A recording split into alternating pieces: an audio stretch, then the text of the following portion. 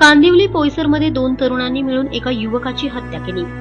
असं सांगण्यात येतंय की आरोपी युवकाच्या बहिणीची एक तरुण मुलगा छेडछाड करायचा। त्या तरुणाची मदत मृतक युवक करायचा। पोलिसांनी या दोन्ही आरोपी युवकांना नालासोपारा येथून अटक केली आहे। 24 वर्षीय मृतक मौला बाबा सय्यद तरुण कांदिवलीमधील पोईसर येथे राहायचा। त्याचा साथीदार जावेद देखील तेथेच वास्तव्यास असणाऱ्या एका मुलीची छेड काढायचा। ही गोष्ट जेव्हा मुलीचा भाऊ विकास मंडलला माहित पडली तेव्हा 10 मेला विकास मंडल आणि त्याचा भाऊ उदय मंडलने जावेदला भेटून समजावण्याचा प्रयत्न केला। त्यावेळेस त्यांच्यात हाणामारी देखील झाली। जावेदचा साथीदार मौला बाबा सय्यद याने देखील त्यावेळेस मारहाण केली। या संदर्भात या दोन्ही पार्टी पोलीस ठाण्यात गुन्हा नोंदवण्यासाठी गेल्या नव्हत्या। त्यांनी कोणत्याही प्रकारची या वादासंदर्भात तक्रार देखील पोलीस ठाण्यात नोंदवली नाही। या साऱ्या प्रकरणामुळे मुलीच्या भावांचा राग जावेदसह त्याचा साथीदार मौला बाबा सय्यदवर देखील होता। या गोष्टीवरून काल रात्री 10 वाजताच्या सुमारास उदय आणि विकास जावेदच्या शोधात असताना त्यांना मौला बाबा सय्यद नजरेस पडला। त्यावेळेस या दोघांनी त्याला बेदम मारहाण करून त्याला बेशुद्ध अवस्थेत सोडून फरार झाले। गंभीर अवस्थेमध्ये घायाळ झालेल्या मौला बाबा सय्यदला शताब्दी रुग्णालयात दाखल करण्यात आले, मात्र त्याचा मृत्यू झाला। नागरिकांनी या घटनेची माहिती तात्काळ समतानगर पोलिसांना दिली। पोलीस तात्काळ घटनास्थळी दाखल झाले। पोलीस जेव्हा शताब्दी रुग्णालयात पोहोचले त्यानंतर काही वेळानेच मौला बाबा सय्यदचा मृत्यू झाला।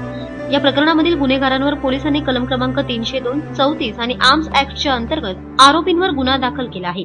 पोईसर भागामध्ये एक मौला बाबा सय्यद नावाचा इसम राहतो। तो पानटपरीचा व्यवसाय करतो आणि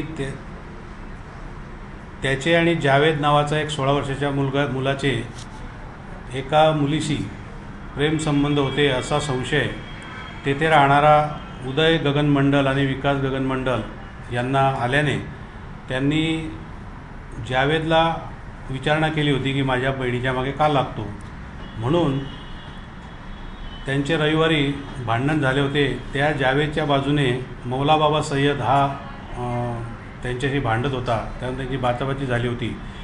त्याची दुश्मनी काढण्यासाठी काल रात्री 10:30 वाजण्यादरम्यान मौला बाबा सय्यद हा जात असताना या उदय गगन मंडल आणि विकास गगन मंडल यांनी एकाने हातोड्याने त्याला वार केला आणि दुसऱ्याने फेवर ब्लॉकने त्याच्या डोक्यामध्ये वार केला आणि तो जागीच मयत झालेला आहे। या प्रकरणी आम्ही खुनाचा गुन्हा दाखल केलेला आहे।